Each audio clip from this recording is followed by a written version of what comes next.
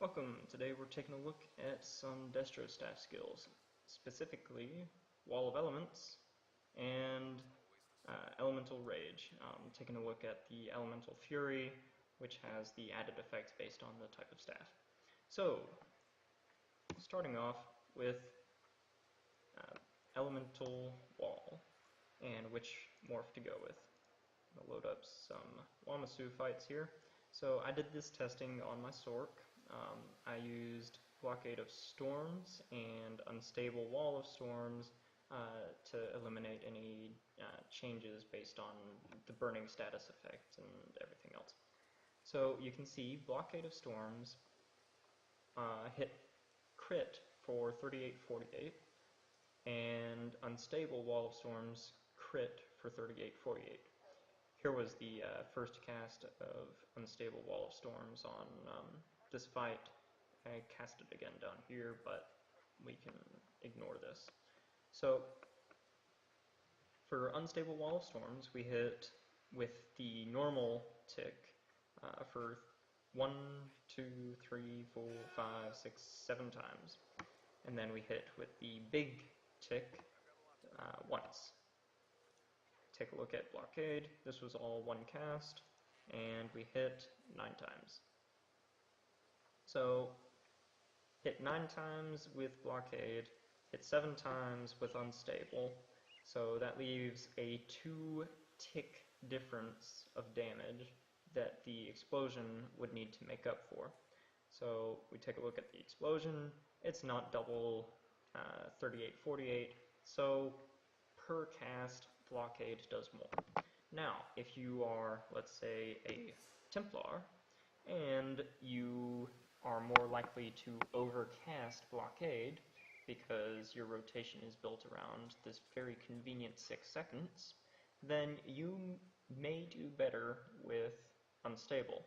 The reason being is that last tick, or that last explosion, happens at the same time as the last tick.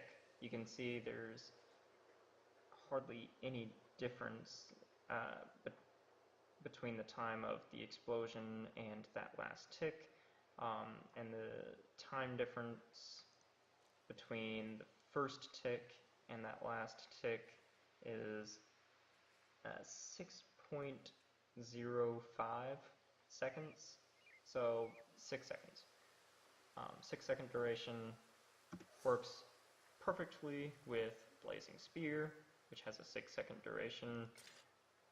Reflective Light, 6.5 second duration. It also works well with Ritual of Retribution, which has a 12 second duration. And if you needed this for the magic, Channeled Focus, which has an 18 second duration. So it's very easy to work a rotation around the 6 seconds of unstable wall for a Templar. But for sorcs, where we use blockade at the same time as liquid lightning, it doesn't really make sense to go with unstable, because not only does it do less damage per cast, but blockade also has a larger area of effect. And hits for just as much. Well, more. And then also, there was brought up the point that that little animation for unstable wall, when the explosion goes off, it looks like you have 3 explosions. That is an animation. It does not actually hit a target if that target was this long 3 times. It hits it once. I have tested it multiple times. People have said if the hitbox is high enough, it'll hit it 3 times. It doesn't.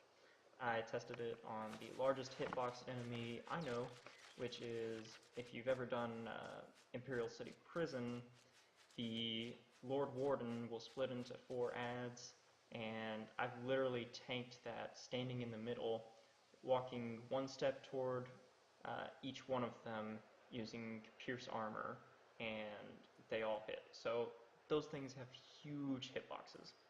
And Unstable Wall, that last explosion will only hit once on each of them. I've made sure that they were solid the entire time, done all of the different controls that you would need to do, and it only hits once. So yeah, just build it around your rotation. For Nightblades, you have an 8-second single target dot. That's your strongest single target dot, and so it makes sense to put blockade with that because you refresh them at the same time.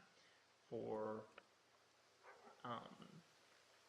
DKs, honestly, it depends on your rotation. There are so many dots. I do not have Mag DK mastered, so I can't really speak to that too well. But whatever works with your rotation is best. So if you're overcasting blockade, go with unstable. If you're undercasting blockade, stick with blockade. Alright, now for the ultis. So keep in mind these are with sorcs in mind, not Templars, DKs, or Nightblades. But with sorcs, long story short, Thunderous Rage is going to outperform Fiery Rage. There's one reason. 25% extra duration. So you'll see the Thunderous Rage hit for 10 times, the Fiery Rage hit for 8 times. That's 25% extra duration. You have the sorc passive, which gives additional lightning damage, and then that is almost as much as the extra damage from Fiery Rage. I did my testing on a Breton, but the dunmer passive, which gives more flame damage than it does lightning damage, doesn't make up for the extra 25% duration. Now, there is something interesting that goes on. So you can see we crit for 16,330 on Thunderous Rage on my sorc, and then we crit for 16,945. We expected this because of the 10% extra damage from Fiery Rage, just for it being with a Fire Staff, compared to the 7%, if I'm remembering right, lightning damage from being a sorc. What's interesting though is that we don't seem to be getting that 10% on the first tick of Fiery Rage. What's also interesting is that after that last, so it's supposed to last for 7 seconds. After that 7 seconds is up, we lose not only that extra 10%, but another extra bit of damage on our Fiery Rage tick. I'm not entirely sure what's going on, but I'm sure if we looked at the percent difference between 15,406 and 13,558, that it might point us in the right direction as far as why that might be happening. Now, if we take a look at Thunderous Rage, you'll see that something very similar is happening. So 1364, 13,558. So not entirely sure what's happening in the last tick of Fiery Rage and the last few ticks of Thundery Rage after that normal 7-second duration that's part of the skill. And then, if we look at Fiery Rage, the first tick, in essence, if you combine all of that, the 25% extra duration from Thundery Rage outperforms the 10% extra damage from Fire Rage. But what's more important is that single target Meteor will outperform both of them. Meteor costs less, it does the same amount of damage, if not a little bit more, than Fiery Rage, and it has a longer duration, gives you ultimate back when you hit somebody with it. It's just better all around. The times that you might want to use the Destro Staff ulti are when enemies are kind of spread out, so they're not all going to be hit by the meteor, or they might move around within the little radius of the Destro Staff ulti.